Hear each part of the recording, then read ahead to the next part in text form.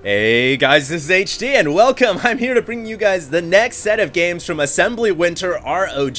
This was a tournament that was played out in Finland and was just completed a week ago, and the results, the replays were published, and so I'm bringing you guys all the games from the round of 8 onwards. I just casted Stefano versus Elfie, which was the first set in the round of 8. It was a great ZVP. Hope you guys have checked it out already, and now we're going to go on to game, or set number 2 I should say, and it's going to be a mirror matchup. We've got EG's Puma all the way out from Korea here, and as I said before, there was going to be some Koreans in this tournament. It wasn't a European-only exclusive, so we do have EG Puma in the top left-hand corner of Shakur's Plateau. He's boasting the red color today, and his opponent is going to be Dignitas Select, representing both North America and Korea, because he is a Korean North American, or Korean American, I guess would be the proper term.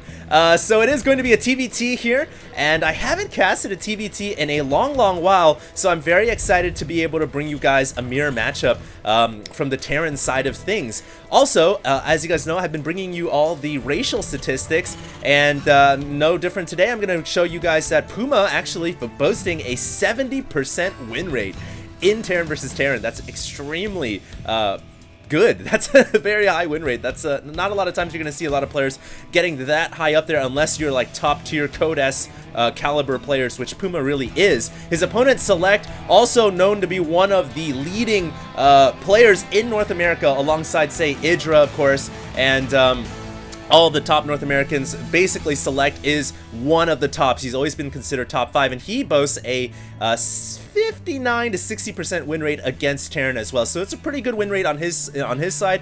Maybe not as good as Puma's, but nevertheless, we should be in store for a good matchup. And of course, the racial statistics for this map don't really matter because it is a mirror matchup.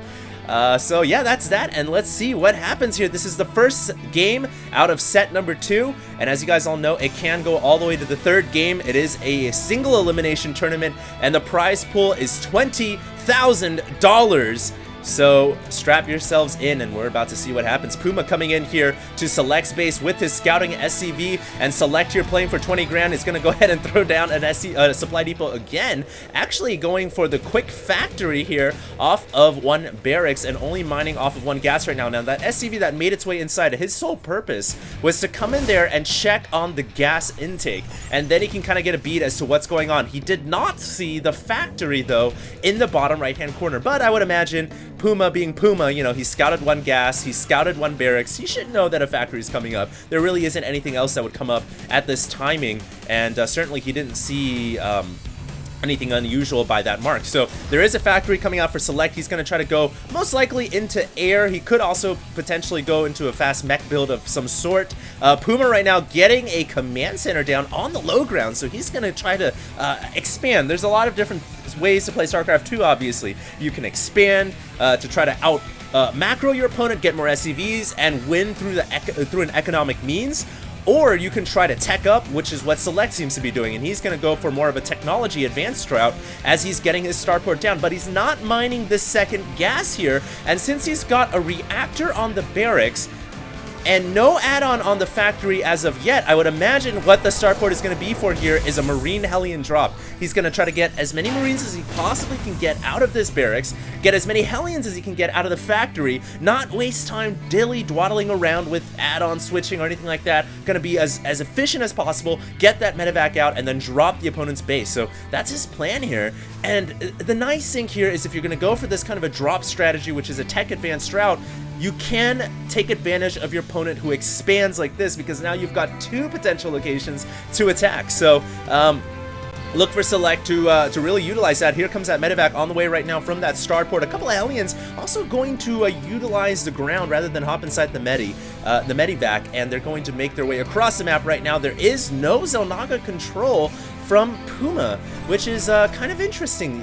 Even in TvT, Xel'Naga control is extremely important, but at the same time, I guess the Hellions are just really good at controlling towers, so there's really nothing that Puma can do about that right now. In fact, he's just now getting his own starport up, realizing that he's going to need some kind of a Viking control to get rid of the medevacs, and now building a bunker inside the main as well. How intelligent is that? Realizing that, you know, there's a lot of potential drop strategy that could be used here against his fast expansion, and he's just got all of his forces ready to go. He realizes a drop is coming. It's almost like he smells it, but unfortunately his spider senses are tingling just in the wrong location. There's not gonna be a drop on the right. Rather, it looks like the drop is gonna come from the southern end, but the medevac unloaded its cargo, which is kind of interesting. I'm not too sure what Select is trying to do right now.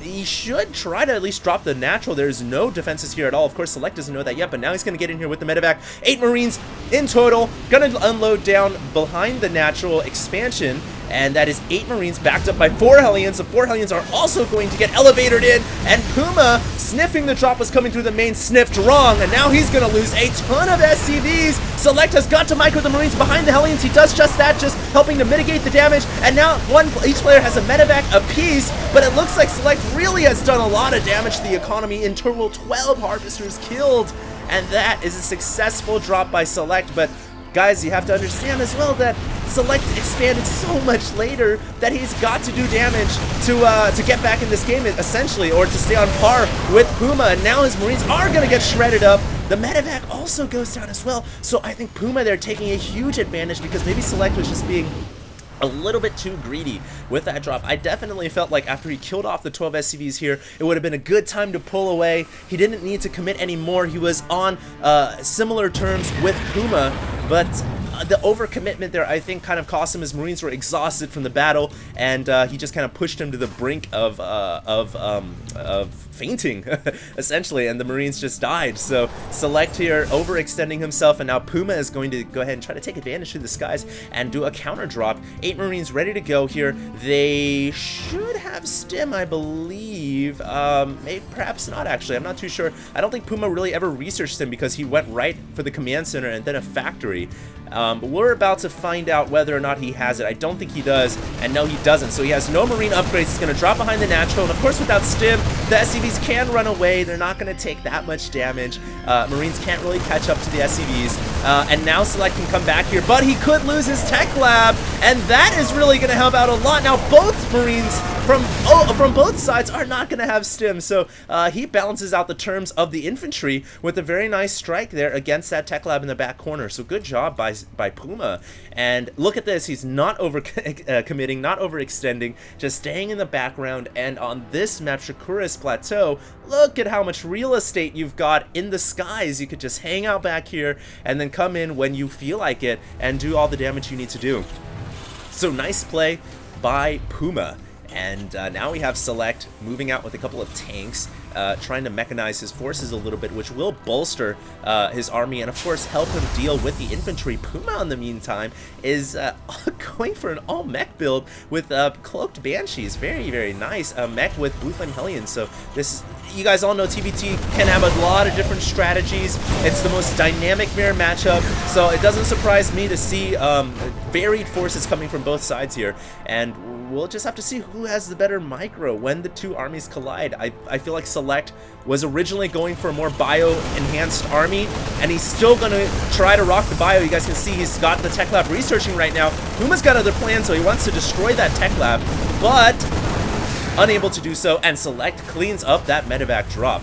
Very well done there. He really needs to get that stim pack and the combat shield enhancements on the Marines if he's going to rock the more bio-eccentric army. He's got 5 barracks now, all pumping Marines, and only 2 factories. So he's going to have a much larger Marine force. But that upgrade, those upgrades, the combat shields and the stim packs are not done yet, and they won't be done for another minute or so. Puma, meanwhile, gets his factories revealed by the incoming Comsat Center, and revealing the mass mechanized force is that. Blue Flame Hellions, of course, pretty effective against Marines, no doubt. And there's a Marine that just got roasted, unfortunately, behind the bushes. And Puma's Blue Flame Hellion tank composition is going to be pretty effective, I feel like, against the Marines. Given that, though, as long as Select gets combat shields and has plenty of medevacs and good micro, he can dodge the Blue Flame railgun and try to mitigate that damage, similar to dodging Baneling shots. Now, we do have a Banshee coming in here from Puma, finally making use of that cloak, but a missile turret inside the mineral field for Select, protecting Select's investments. and of course protecting his chances of getting a shot at that 20K prize pool here for the Assembly Winter ROG tournament. And at this point in the game, I feel like both players are very, very even now. It's tough to call who's ahead. Of course, that tank count, the larger and larger it gets, the more momentum kind of swings towards Puma's favor, because tanks get exponentially more and more harder to stop, or more and more strong. So it's going to be, I feel like, an uphill battle for Select unless he can make an attack of some sort happen. And I think he realizes that, and he's going to start to move out right now. Not maxed out on the army, but feels like he has the mobility to strike the Terran, and he may be feeling a little bit of pressure too, because he knows that tank army is starting to build up. A couple of Hellions coming inside though, and wow, Puma, how did he get those Hellions in there? Completely bypassing Select's front door and going to roast up a bunch of SCVs. Wow, 20 SCVs killed total for Select, but 24 for Puma. So Puma really getting back in the economy game here, and that's another kind of battle that goes on in the background in StarCraft 2. You've got the main battle with the flashes and the explosions and the blood and the gore and the death, but then you've got the economic battle going on in the background, which is actually the most important battle of all. And to top it off, you've also got a psychological battle too. So a lot of different things going on in these players and in this game. Now Puma is moving out with his tank army. He's sieging up everything though. Don't get inside the blast radius, Select. Oh, he just barely skirting the edge there, but losing a ton of his forces now, and the Cloaked Banshee's really coming in the prime, just going to be able to take out tank after tank. Love how Puma's also got a barracks and a Raven. The barracks really just being added support for the vision on the tanks, and even dropping a PvD too, very cute, which is of course going to help against some Marauders.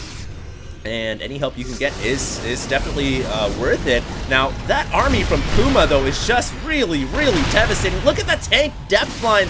It's literally almost half a screen deep right now, and I'm not too sure how Select is going to be able to stop this. Those Blue Flame Hellions are hungry for Marines here, and the Marines are all clumped up. These Marines could all go down so quickly, and the Marines are getting roasted. The infantry is getting burned alive.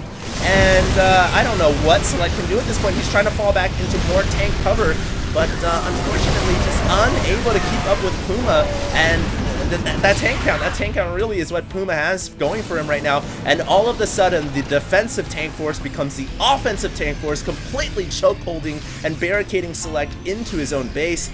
And now this is going to be the last hurrah, it looks like, if he pulls off all of his SCVs, which for a moment there looked like he would. I don't know. I guess there's a slight shot in hell if he could pull this off. He's gonna need to maybe drop the Thor on top of the tank army. That would be really, really cute.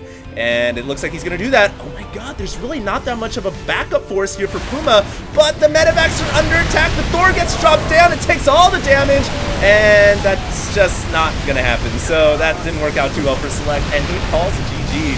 So trying to count on his tanks friendly firing, on the enemy tanks friendly firing themselves, but it didn't really play out the way he wanted it to.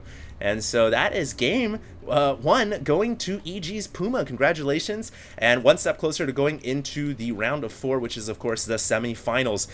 Bringing you guys the next match here in this quarterfinals. It will be game 2 between EG, Puma, and Select coming up next on my YouTube channel. Hope you guys all enjoyed, and this is HD signing out.